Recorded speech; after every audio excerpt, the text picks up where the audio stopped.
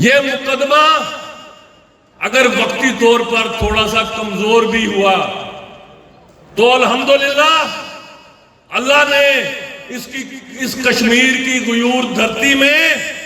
ابھی بھی وہ بیٹے پیدا کیے ہیں کہ جو اللہ کے دین کی نصرت کے لیے اپنی جانوں کو ہتھیلی پر رکھ کے انشاءاللہ نریندر مودی تمہاری بھارتی فوج کے ساتھ نبردازماں ہونے کے لیے پوری قوت سے تمہارے ساتھ ٹکرائیں گے۔ یہ خطہ خالصتاً ایک مقصد کے لیے حاصل کیا گیا تھا،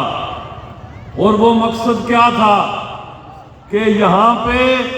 ایک ایسا نظام حکومت قائم کیا جائے گا کہ جس کی بنیاد پہ ہم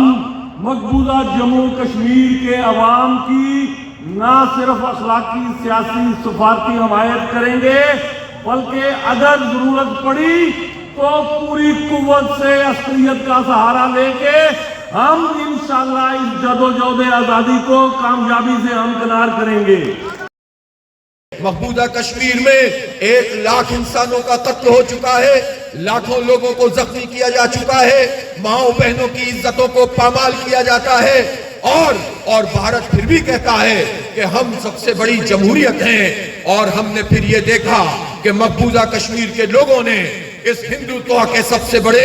علمبردار نریندر مودی کا کیا حال کیا، اس کی بی جے پی کا کیا حال کیا۔ 19 جگہ سے اس نے وادی میں لوگوں کو کھڑا کیا، 1 سیٹ بھی نہیں جیت سکا۔ کشمیر برصغیر کی تقسیم کا اردو کو بھی نظریے کا ایک نامکمل ایجنڈا ہے، اور یہ 1.25 کروڑ سے زائد انسانوں کے بنیادی حق کے خود ارادیت کا معاملہ ہے۔